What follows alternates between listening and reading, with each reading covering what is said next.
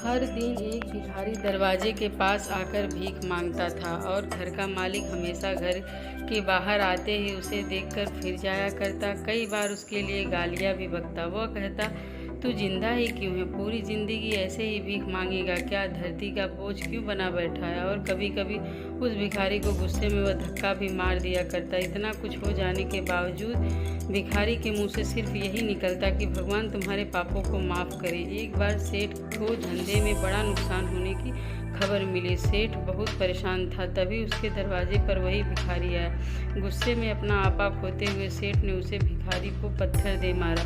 पत्थर लगने के कारण भिखारी का सर फूट गया और उसके सर से खून बहने लगा। फिर भी दर्द से कहारते हुए भिखारी ने इतना ही कहा, भगवान तुम्हारे पाप को माफ़ करे। भिखारी वहाँ से चला गया। से सोच में पड़ गए कि भिखारी को पत्थर मारा, फिर भी उसने सिर्फ प्रार्थना की। सेठ का गुस्सा शांत हुआ। सेठ का मन अशांत हुआ भिखारी का रहस्य जानने के लिए। सेठ ने भिखारी का पीछा करना शुरू कर दिया।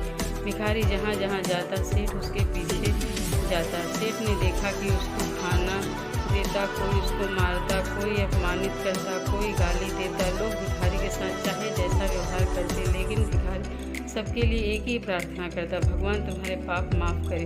अब रात होने को आई थी। भिखारी अपने घर जाने के लिए लौटा।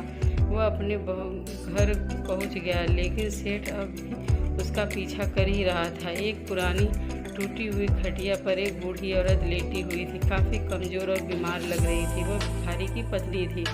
अपने पति को वापस आता देख वह खाट से उठ खड़ी हुई। पत्नी ने अपने पति के भीख वाले कटोरे में देखा, उसमें सिर्फ आधी बासी रोटी थी।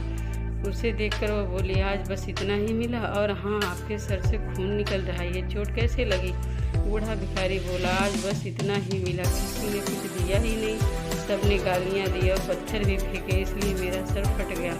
एक गहरी ठंडी सांस लेकर बूढ़ा भिखारी फिर से बोला, यह मेरे ही पापों का फल है। तुम्हें याद है कुछ साल पहले हम कितने अमीर थे? क्या कुछ नहीं था हमारे पास।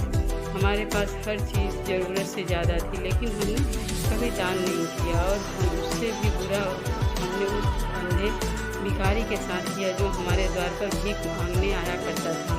बूढ़ी पत्नी की आंखों में आंसू आ गए। वह बोली, हाँ, हम उस बेचारे अंधे के साथ बहुत बुरा करते थे, उसका अपमान करते थे, उसे खाने के लिए रोटी की जगह कागज़ दिया करते थे, उसका मजाक उड़ाया करते थे और कभी कभी मारा भी करते। मैंने कभी उसको रास्ता नहीं दिखाया। एक बार मैंने उसके मुंह पर मिट्टी भी फेंकी थी और हमेशा दुखी होकर यही कहता कि भगवान तुम्हारे किए सज़ा देगा, भगवान तुम्हारे पापों की सज़ा ज़रूर देगा। उसका श्राप सच हुआ और हम इस दुर्भरी ज़िंदगी में आ गए। भिखारी बोला, हाँ, उसका श्राप सच हुआ, इसलिए मैं किसी को बद्दुआ नहीं देता, चाहे कोई मेरे साथ कैसा भी बर्ताव करे। मैं हमेशा उसके लिए प्रार्थना करता हूँ। मैं नहीं चाहता कि कोई भी हमारे जैसे ज़िंदगी का अनुभव करे, किसी को भी हमारे जैसे दुखों का सामना करना पड़े।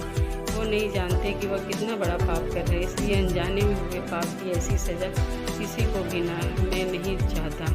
सेठ वहीं पर छुपकर सारी बातें सुन रहा था। उसे सब कुछ समझ में आ गया। भिखारी और उसकी पत्नी ने वह आधी रोटी मिल बांटकर खाई और भगवान को धन्यवाद बोलकर सो गए। अगले दिन बड़ा भिखारी फिर से भीख मांगने सेठ के घर के पास जाता है। सेठ ने पहले से गर्म रोटी उसके लिए निकाल के रखी थी। उसे देते हुए सेठ विनम्रता से बोला, माफ़ कर दीजिए बाबा, मुझसे बहुत बड़ी गलती हो गई। बूढ़ा भिखारी बोला, भगवान तेरा भला करे। इतना कहकर वो आगे निकल गया। इस कहानी से जो सीख लेने लायक है वह बड़ी ही सिंपल है कि आदमी चाहे किसी के बारे में बुरा कहे या भला, लेकिन भगवान सिर्फ कर्म के हिसाब से उसको फल देता है। क्या हुआ अगर भगवान नहीं दिखता? लेकिन यह बात बिल्कुल सच है, उसके खाते में सबका हिसाब बहुत पक्का होता है। इसलिए जब किसी के लिए कुछ भी करो तो अच्छा ही करो।